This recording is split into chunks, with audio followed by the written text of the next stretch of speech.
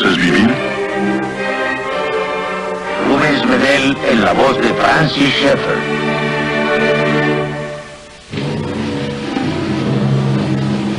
Capítulo 5. La era revolucionaria.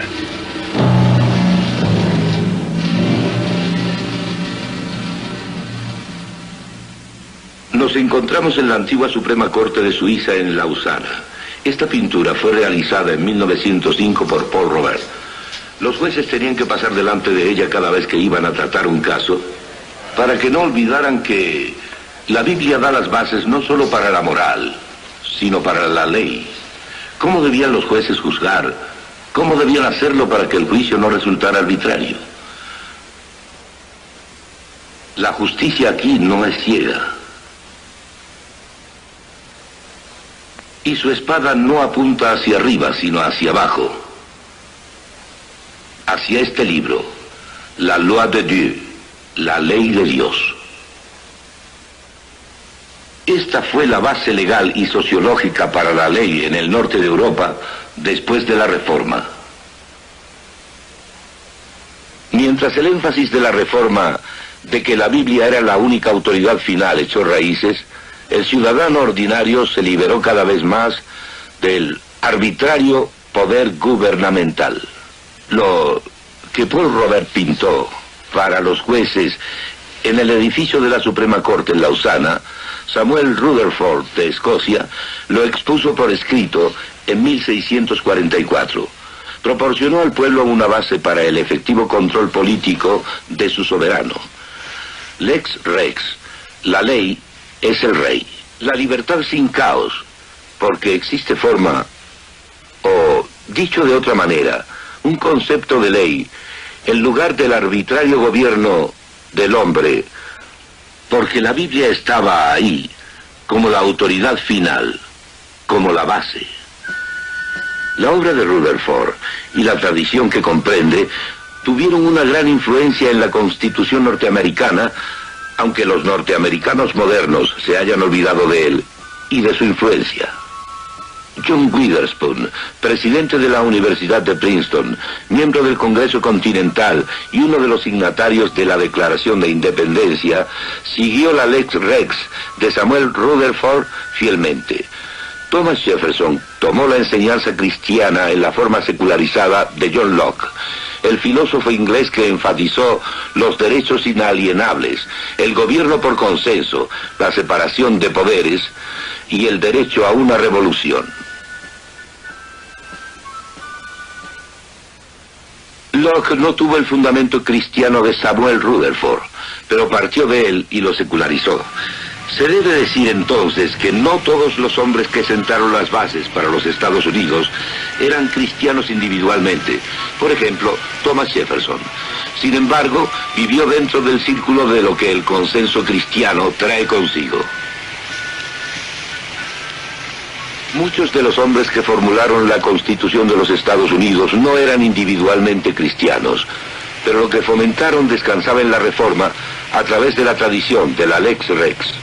Basándose en la Biblia como la única autoridad final, es posible para una sociedad y un gobierno conocer la forma y la libertad hasta donde dicha sociedad deje que la Biblia y su enseñanza lleguen a sus conclusiones naturales. Este es el muro de la Reforma en Ginebra, un monumento a los líderes de la misma. La Reforma en Europa del Norte dio también un fuerte ímpetu hacia el sistema de restricciones y contrapesos en el gobierno. El hombre de la Reforma enfatizó fuertemente la caída del hombre, ya que se rebelaba en contra de Dios. Su posición no era nada romántica. Pensaba que cada hombre era pecador, así que debían existir restricciones y contrapesos, especialmente para los hombres en el poder. El mismo Calvino no tuvo de ningún modo la autoridad que a menudo se le atribuye, ya fuera en asuntos políticos o de la Iglesia. Su influencia fue moral e informal en contraposición a la autoridad, formalizada o institucional. Tenía que haber restricciones y contrapesos. En cada uno de los países de la Reforma, la conducta fue ligeramente diferente. Suiza fue, en especial, interesante en cuanto a esto. Los suizos han separado geográficamente las ramas de su gobierno. Los brazos legislativo y ejecutivo del gobierno están en Berna y el judicial está en Lausana. En Gran Bretaña existen las restricciones y contrapesos del rey, las dos cámaras del Parlamento y las Cortes. En los Estados Unidos la disposición es ligeramente distinta, pero el mismo principio básico. La Casa Blanca es la administración ejecutiva. El Congreso, mediante dos partes balanceadas, cubre la legislativa y la Suprema Corte representa la judicial. En los países de la Reforma se dio una solución al problema de forma o caos en la sociedad. En países carentes de esta base hubo un conflicto más o menos sangriento para tratar de resolver la tensión entre los ilimitados de poder y privilegio y los relativamente impotentes y faltos de privilegios grupos sociales. La Reforma no fue perfecta, no fue una edad de oro, pero en los países de la Reforma la situación fue abrumadoramente mejor. Y en el área de relaciones sociales, estos países siguen contando a la fecha todavía con ese capital. El filósofo francés Voltaire, el conocido padre de la Ilustración, y en cuyo castillo nos encontramos, escribió estas palabras después de sus años de exilio en Inglaterra. Los ingleses son el único pueblo sobre la tierra que ha sido capaz de prescribir los límites del poder de los reyes al oponérseles, y que mediante una serie de luchas ha establecido al fin ese sabio gobierno en el que el príncipe es todopoderoso para hacer el bien y al mismo tiempo se le impide obrar mal. Y el pueblo puede participar en el gobierno sin ninguna confusión. Como pueden ver, en el área de la reforma política, los resultados de la reforma son muy impresionantes. Los británicos han sido capaces de controlar a la monarquía dentro de límites legales definidos y de hacerlo deliberadamente. Los historiadores llaman a esto la Revolución Gloriosa de 1688. Durante su exilio en Inglaterra, Voltaire se impresionó fuertemente con la Revolución Gloriosa inglesa de 1688. Cuando la Revolución Francesa trató de establecer las condiciones inglesas, pero sin las bases de la Reforma, las cuales dieron libertad sin caos, empleando la base de la Ilustración humanista de Voltaire, el resultado fue un baño de sangre y un rápido derrumbe del autoritario poder de Napoleón. La Asamblea Nacional de Francia juró establecer una constitución en junio de 1789.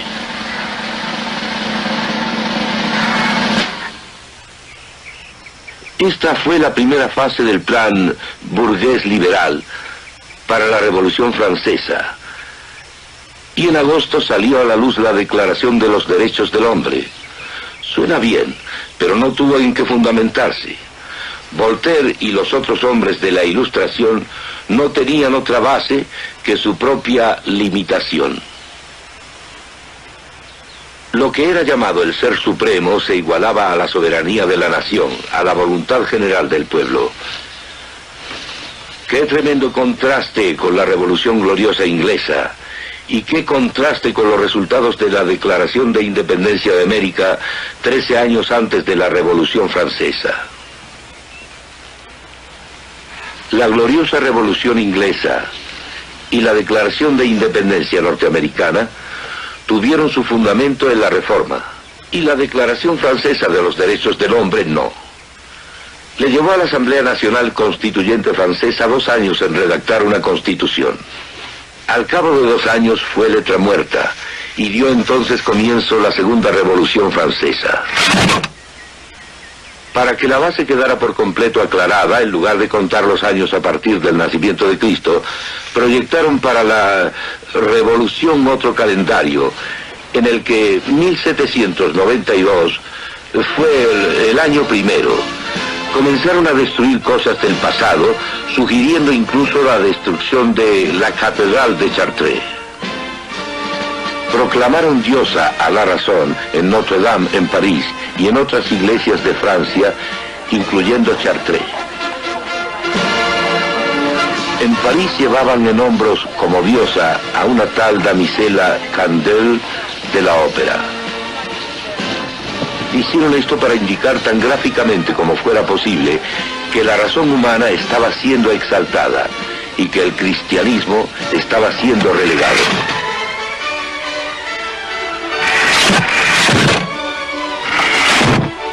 Antes de que todo terminara, 40.000 personas, muchas de ellas campesinos, fueron ejecutadas por el gobierno y sus agentes.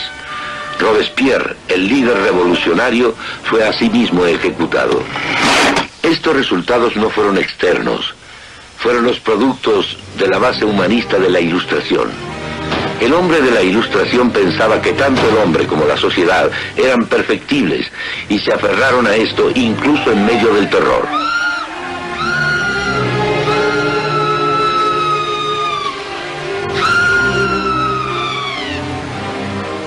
Al igual que en la posterior Revolución Rusa, no hubo elección dada la base humanista. Solo era anarquía o represión. Muchas veces a la Revolución Francesa se le relaciona con la Revolución Norteamericana anterior a ella, pero en realidad esto es incorrecto. La Revolución Norteamericana está relacionada con la gloriosa Revolución Británica. Y por otra parte, en contraste, encontramos que la Revolución Francesa estuvo muy ligada a la Revolución Rusa. Y entonces, para 1799, Napoleón llegó a gobernar como élite de un solo hombre, como Lenin lo hizo después en Rusia. Admitiendo así las influencias locales, parecería que la mayoría de los cambios revolucionarios acontecidos en el sur de Europa se produjeron al copiar esos cambios que la Reforma produjo en el área de la libertad en el norte de Europa, aunque los distorsionaron en algunas partes. Cuando pensamos en la Reforma y lo que trajo consigo en el norte de Europa mediante un giro natural, y también al pensar en lo que se produjo al tomar prestado del sur de Europa, surge un gigantesco contraste respecto a lo que los países comunistas han producido y continúan produciendo. Los comunistas marxistas-leninistas difícilmente pueden defender su caso, ya que solo han llegado al poder y continuado en el mismo mediante una base materialista que ha conducido a la represión. No olviden que no fueron Lenin, Trotsky, Marx ni Stalin quienes hicieron el llamado a la libertad en Rusia. El llamado fue hecho por el príncipe Jorge Lvov como primer ministro y después por Alejandro Kerensky, reformador social pero no leninista, en la Revolución de Febrero.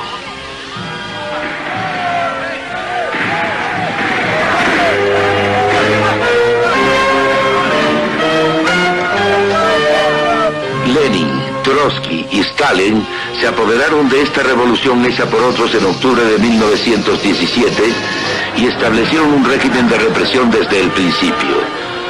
Los bolcheviques leninistas eran solo un pequeño porcentaje del pueblo ruso y constituían apenas la cuarta parte de la Asamblea Constituyente. Pero cuando esta asamblea, que había sido apenas elegida en noviembre, se reunió por primera vez en enero del año siguiente, 1918, los bolcheviques la disolvieron por la fuerza. La elección de la Asamblea Constituyente fue la primera y última elección libre en Rusia. La represión entró de lleno no solo en la vida y la libertad políticas, sino en todos los ámbitos de la vida. Lo que entonces se llamó la dictadura temporal para el proletariado ha probado ser en realidad la dictadura permanente de una pequeña élite.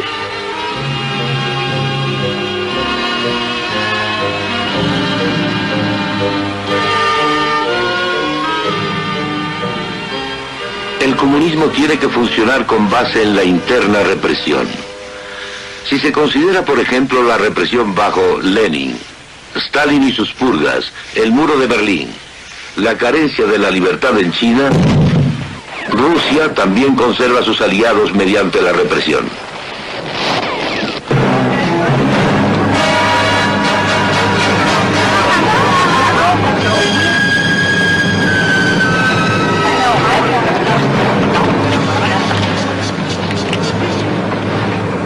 Checoslovaquia la represión no terminó con los tanques. Luego 500.000 de seguidores de Dubček fueron expulsados del Partido Comunista. La base comunista no ha logrado producir en ninguna parte la libertad obtenida en Europa del Norte con la Reforma.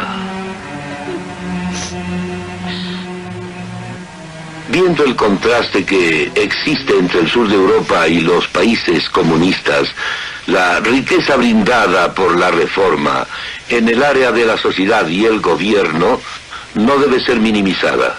Inclusive en aquellas partes en donde el consenso producido por los hombres de la Reforma fue menor, fue menos consistente de lo que debería haber sido.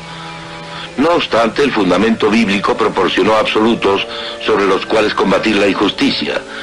En cambio, el humanista no tiene manera de decir que ciertas cosas son correctas y otras incorrectas. Porque para el humanista lo último que existe es el universo impersonal, y este es silencioso y neutral respecto a lo correcto e incorrecto y a lo cruel y no cruel. No tiene manera de poseer absolutos, por tanto, es compatible con su propia posición. El humanismo, tanto en la vida y moral privadas y en la vida política, está sometido solo al arbitrio, y ya que no había bases para lo correcto o incorrecto, las leyes podían ser cambiadas mañana por otro absoluto arbitrario por consideración de la conveniencia. Hemos visto lo que pasó en aquellos lugares que no tuvieron absolutos bíblicos y que no tuvieron a la Reforma como base. Pero no debemos olvidar que a través de los siglos se desarrollaron debilidades en aquellos sitios que sí englobaron a la Reforma en su historia. Las personas a menudo no actuaron de acuerdo a la Biblia y su enseñanza que según ellos seguían. Los cristianos actuales tienen que compadecerse profundamente de todos esos lugares de inconsistencia, cuando la Biblia y la cristiandad tuvieron mayor influencia sobre la sociedad de la que tienen hoy. Claro está que la justificación más efectiva depende de los cristianos actuales, al actuar más consistentemente con la Biblia y su enseñanza en estos puntos cruciales. Había varias áreas en las que la Biblia no era seguida como tenía que haber sido, sobre todo en dos de las áreas. Primero, una noción deformada de raza, y segundo, un uso no compasivo de la riqueza acumulada. La noción deformada de raza adquirió dos formas. La esclavitud basada en la raza fue desde luego lo más flagrante. Ese prejuicio desde luego fue lo más flagrante, y desgraciadamente continúa siéndolo hasta nuestros días. Los árabes tratantes de esclavos, como los que se ven en este dibujo, capturaban a los africanos, a quienes más tarde vendían como esclavos.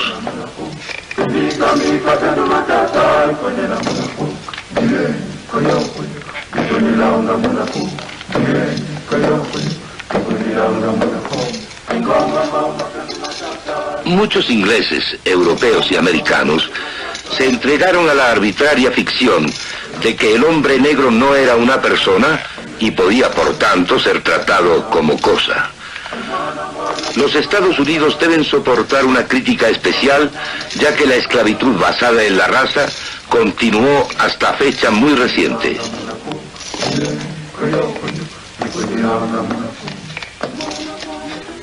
No podemos pasar por alto las condiciones que existieron en esos barcos de esclavos, en los que miles murieron cruzando los mares, ni tampoco el trato que esos esclavos recibían a menudo.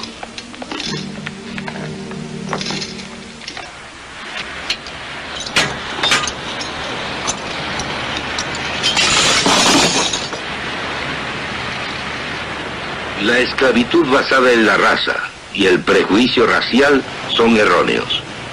Debemos reconocer que ambos estuvieron presentes cuando los cristianos tuvieron mucha más influencia en el consenso de la que hoy tienen. La Iglesia como tal no abogó lo suficiente. El comienzo de la era industrial lo constituyó el control de la potencia del agua en nuevas formas. Después del agua, se controló el vapor. Este barco de vapor en donde ahora estamos es una reliquia de la revolución industrial.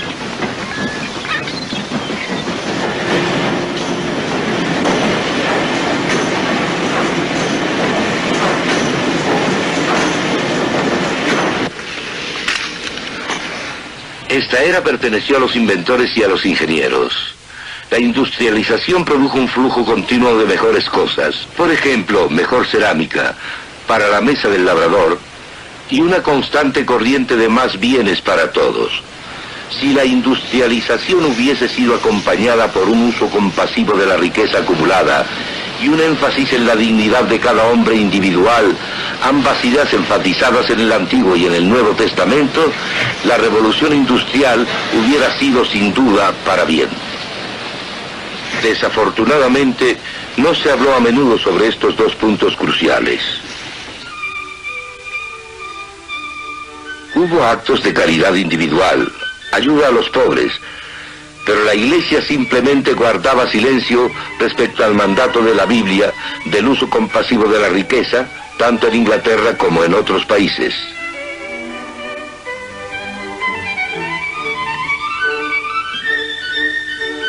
No era que la mayoría de la gente estuviera peor que antes, principalmente la sociedad agraria, sino que la riqueza producida por la revolución industrial, por lo general, no era usada con compasión.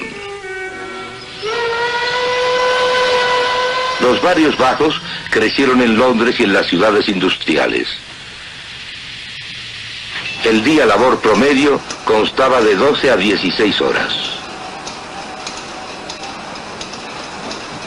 Las mujeres y niños eran especialmente explotados. La razón principal por la que la Iglesia debía haber hablado sobre estos temas con resolución y claridad es que la Biblia así lo manda.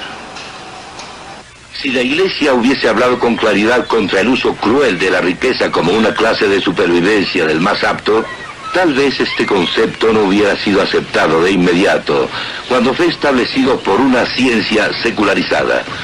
Muy a menudo la Iglesia no se pronunció claramente contra el utilitarismo, que enseña que la medida de toda cuestión ética se reduce a su utilidad. Para mantenerlo balanceado, debe decirse que había muchas fuerzas no cristianas trabajando, y que muchos que se llamaron a sí mismos cristianos no lo eran en el aspecto bíblico. Se acostumbraba portar el nombre a guardar las apariencias. Fue la Iglesia, como tal, la que no adquirió una clara posición oral cuando tuvo la voz para hacerlo. En lo individual fueron muchos los cristianos que lucharon por la verdadera enseñanza cristiana, que tenía que acompañar al consenso cristiano, y su intervención fue vital y decisiva en la batalla contra estos abusos. La Biblia expone que tendría que haber un resultado en estas áreas con la predicación del Evangelio. Se levantaron muchas voces y se ofrecieron vidas para ilustrarlo.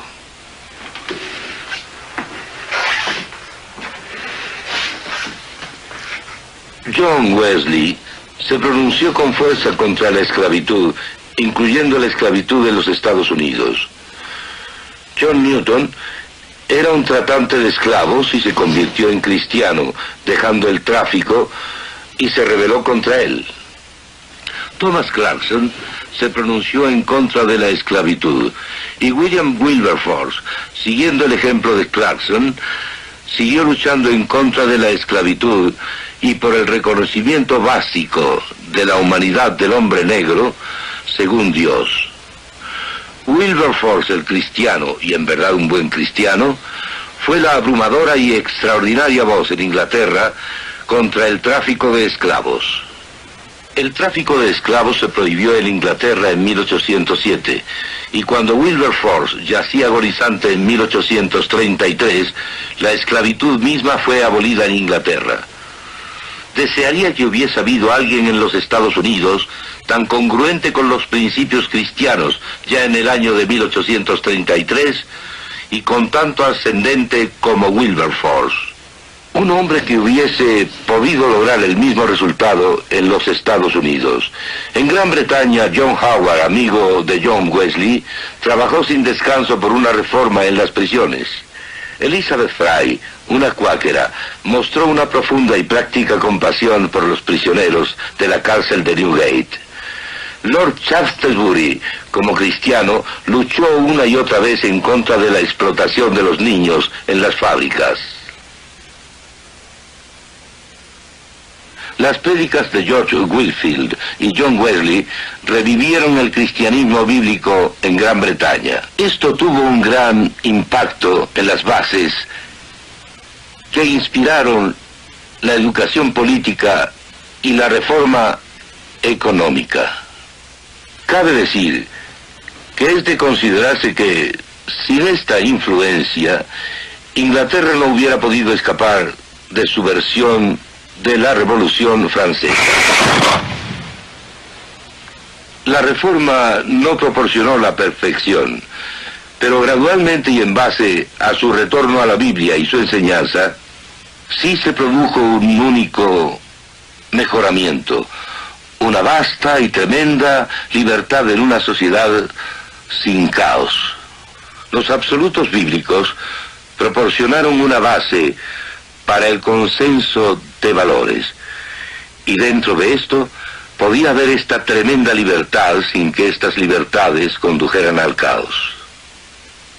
La enseñanza bíblica mostró que había algo por lo que la sociedad y el Estado podían ser juzgados, a saber, los absolutos bíblicos. El hombrecillo, el ciudadano ordinario, con una Biblia en sus manos podía levantarse y decir que la mayoría estaba equivocada.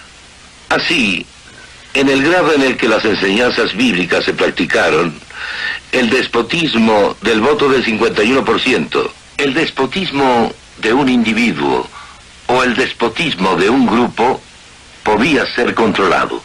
La base por la que puede haber esta tremenda libertad sin caos es el hecho de que la Biblia brinda una base para la ley.